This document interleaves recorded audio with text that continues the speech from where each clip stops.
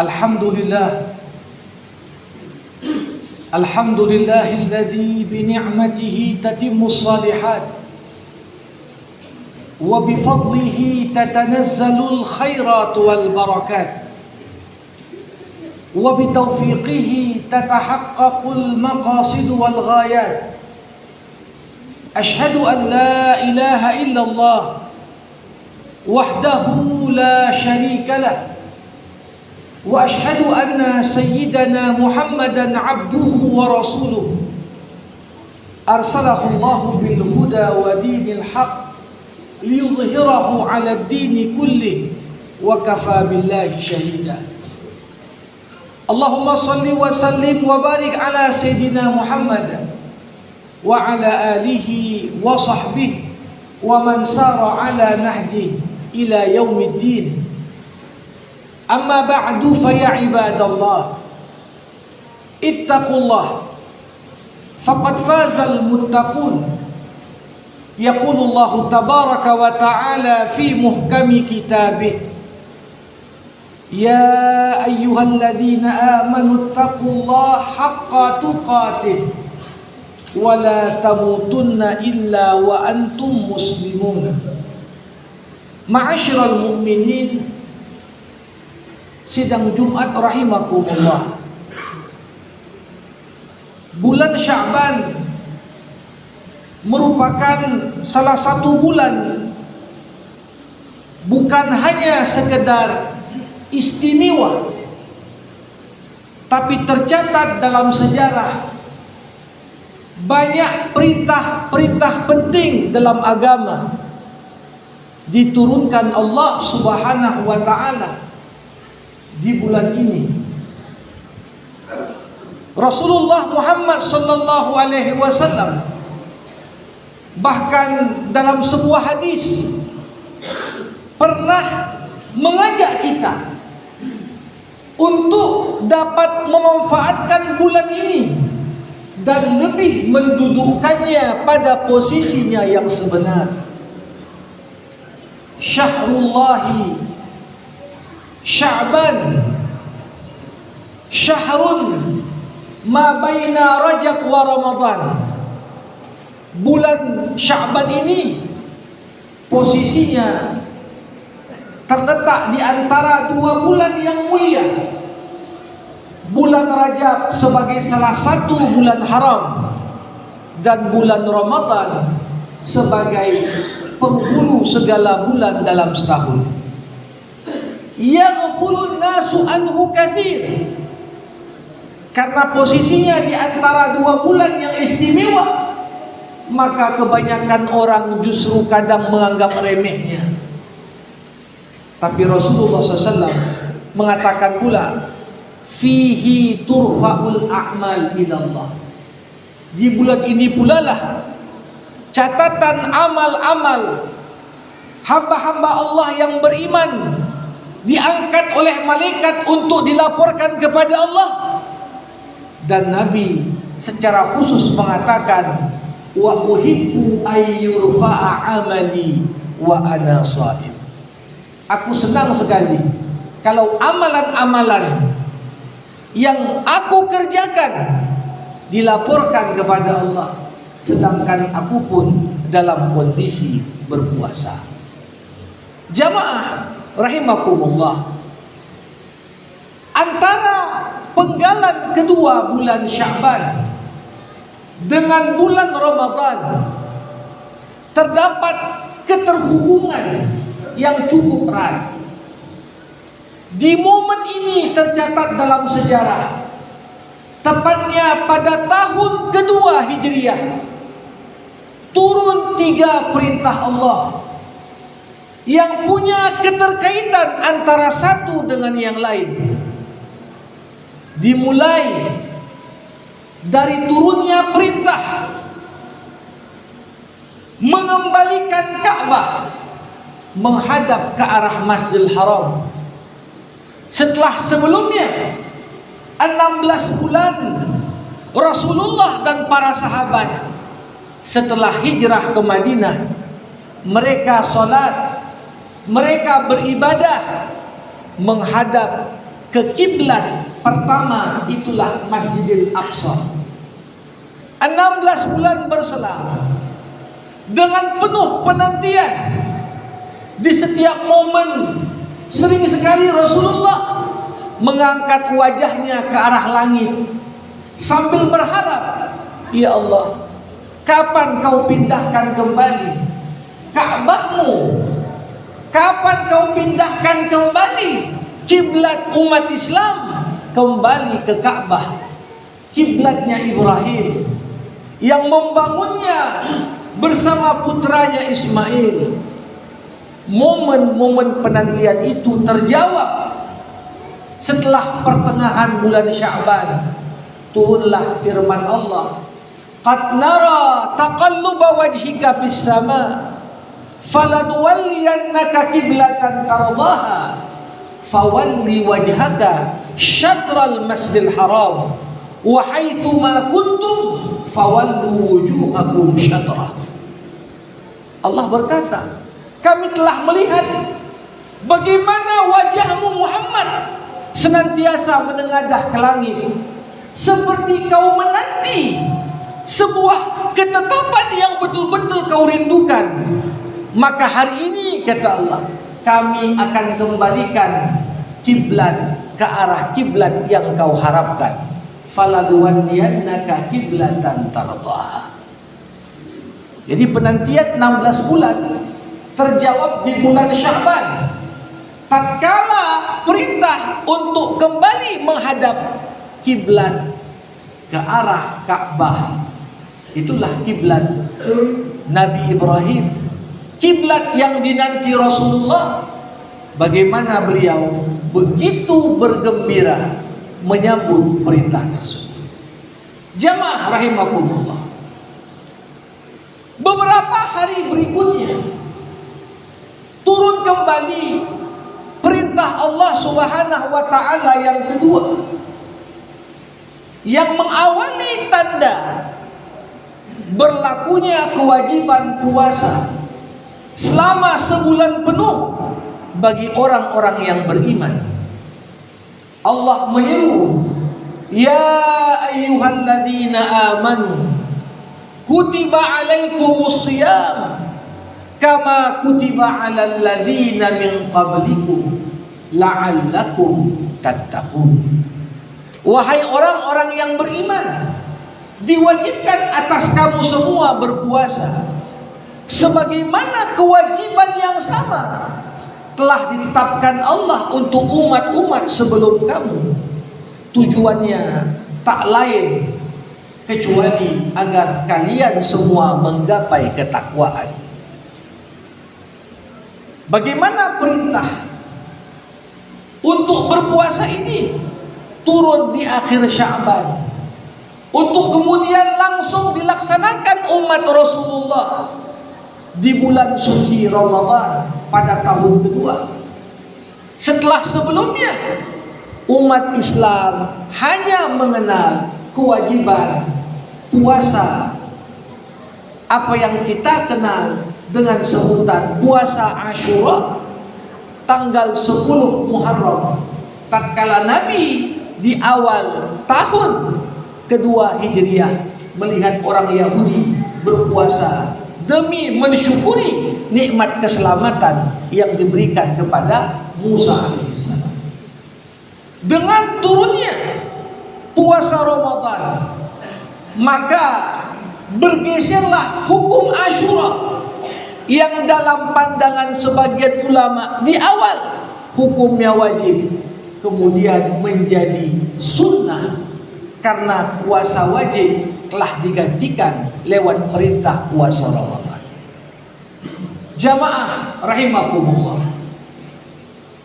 berpuasalah umat Islam di pertengahan bulan suci Ramadan tahun kedua Hijriah.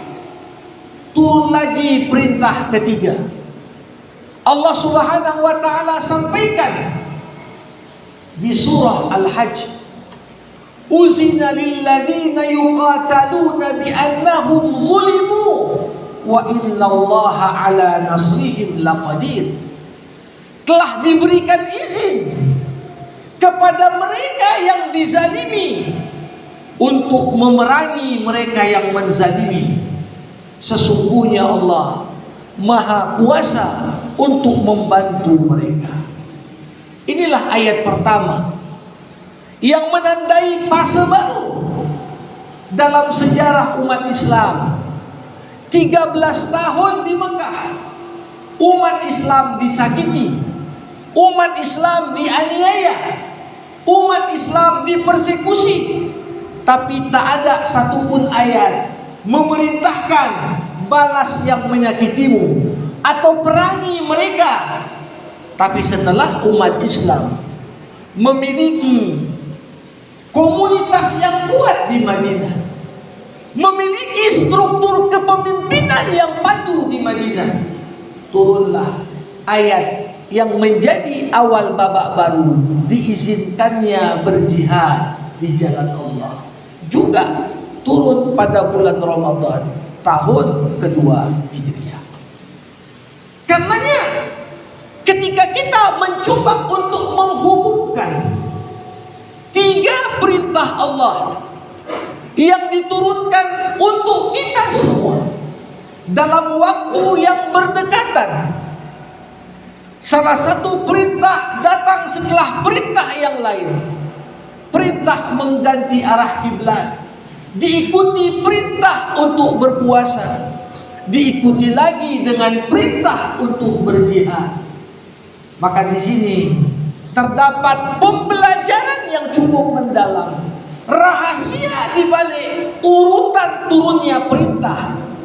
Ketika kita coba kaitkan dengan kondisi keumatan seperti yang kita rasakan saat ini. Jamaah rahimakumullah, serangkaian perintah Allah diawali dengan turunnya perintah untuk merubah arah kiblat. Kiblat bukan hanya dipahami sebagai arah di mana kita menghadap dalam sholat, tapi kiblat muslim dia jadikan segala apapun aktivitas duniawi yang dikerjakannya, tujuan akhirnya tidak lain hanyalah untuk menjemput ridhonya Allah. Inilah rahasia mengapa Allah katakan di surah Al-Insyirah, "Fa'idza faraghta fansab wa ila rabbika farghab." Kalau kau selesai dari satu urusan, maka tidak berarti kau berhenti, tapi wa ila rabbika farghab, mengharapkan ridho Tuhanmu. Itulah yang harus jadi kiblatmu. Arah kemana orientasi segala amal perbuatan yang kita kerjakan dalam kehidupan kita di dunia. Kalau dikaitkan dengan perintah puasa, ada begitu banyak, apalagi lewat kajian masa kini, manfaat kesehatan, ekonomi, dan lain sebagainya dari perintah untuk puasa. Tapi seorang mukmin tidaklah puasa sekedar untuk sehat dan diet. Dia tidak hanya sekedar puasa untuk menggeliatkan aktivitas ekonomi dan lain sebagainya. Kiblatnya Allah. Karenanya tatkala diwajibkan kepadanya berpuasa, kutiba alaikumusiyam, tidak ada tujuan yang lebih utama di balik perintah yang begitu istimewa ini, kecuali tujuan akhirnya adalah la'allakum tattaqun. Bagaimana seorang mukmin mampu menapaki tangga untuk semakin dekat dengan Tuhannya lewat ketercapaian indikator ketakwaan. Jamaah rahimakumullah, bisa dikatakan tidak akan mungkin tercapai puasa yang mampu menghantarkan kepada dicapainya derajat takwa, kecuali ketika masing-masing muslim yang berpuasa menata terlebih dahulu niatnya, menempatkan dengan tepat kemana dia menghadap dan apa kiblatnya. Karena segala amal yang diniatkan bukan karena Allah, maka itu semua tidak akan mampu mendongkrak apalagi memperbaiki kondisi kita. Apalagi puasa merupakan ibadah yang paling istimewa dan spesial, hubungan yang begitu intim antara seorang hamba dengan Tuhannya. Kullu amali bani Adam lahu illa shaum fa innahu li wa ana ajzi bihi. Semua amal yang dibuat anak manusia itu kembali kepada dia kecuali puasa, kata Rasulullah. Kata Rasulullah dalam sebuah hadis qudsi, Allah berkata, fa innahu li, puasanya itu untukku. Seakan-akan dikatakan di sini, puasa tanpa menempatkan kiblat setiap ibadah menghadap Allah, maka tidak akan mendapatkan balasan amal sebagaimana yang diharapkan. Jamaah rahimakumullah. Begitu juga ketika kita coba kaitkan dengan perintah ketiga yang diturunkan berikutnya, perintah berjihad. Bisa digambarkan bagaimana jihad menuntut seseorang bukan sekedar berani, tapi dirinya penuh dengan keyakinan bahwa semua yang dikorbankannya dalam proses jihad tidak ada yang sia-sia di sisi Allah. Tapi bagaimana seorang mukmin mampu berdiri tegak, penuh keberanian, tidak sedikit pun dirinya gentar, kalau dirinya saja tak mampu berhadapan dengan nafsu syahwatnya. Disinilah rahasia keterkaitan antara jihad dengan puasa. Sebagaimana disebutkan dalam beberapa athar, tatkala Rasulullah selesai dari perang Badar, beliau mengatakan kepada para sahabatnya, roja'na minal jihadil asghar ilal jihadil akbar. Kita baru selesai dari perang kecil. Kenapa? Perang lawan musuh yang nampak di depan itu perang kecil. Tapi balik kita ke Madinah, masih ada menunggu kewajiban puasa, dan itu adalah bentuk jihad yang besar. Kenapa? Berpuasa esensinya mampu mengontrol diri dari sumber utama yang sering sekali menjerumuskan kita kepada lembah kemaksiatan. Itulah nafsu birahi yang ada pada diri manusia. Jamaah rahimakumullah. Untuk itu, semakin mendekati bulan Ramadan, ingatlah keterhubungan antara tiga perintah Allah ini. Bagaimana umat ini akan mampu berdiri tegak satu padu disegani oleh lawan-lawannya ketika puasa kita belum mencerminkan keterpaduan yang kokoh yang berangkat dari menghadap kiblat yang sama, berharap agar puasa menghantarkan kita kepada tingkat ketakwaan. Barakallahu li wa lakum fil Qur'anil azim wa nafa'ani wa iyyakum bima fihi minal ayat wa dzikril hakim. Aqulu ma tasma'un fa in kana shawabu fa minallah wa in kana khata fa minni wa minasyaitan. Ud'u Allah wa antum muqinuna bil ijabah.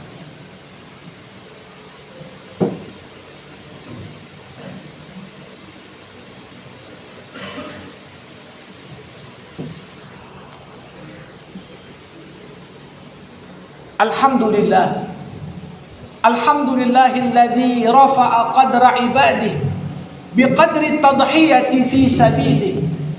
Ahmaduhu subhanahu la mu'aqqiba li hukmihi wa la mubaddila li kalimatihi. Ashhadu an la ilaha illallah wahdahu la syarika lah wa ashhadu anna sayyidana Muhammadan abduhu wa rasuluh.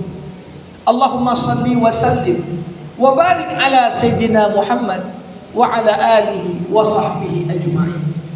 Ibadallah, ittaqullah wa'lamu anna Allah amarakum bi amrin bada'a fihi bi nafsihi wa thana bi malaikatihi al-musabbihati bi qudsi. Faqala ta'ala, innallaha wa malaikatahu yusalluna 'alan nabi ya ayyuhalladzina amanu sallu 'alaihi wa sallimu taslima. Waradallahu 'anil khulafa'ir rasyidin Abi Bakrin wa Umar wa Uthman wa Ali wa an baqiyati sahabati Rasulillahi ajma'in.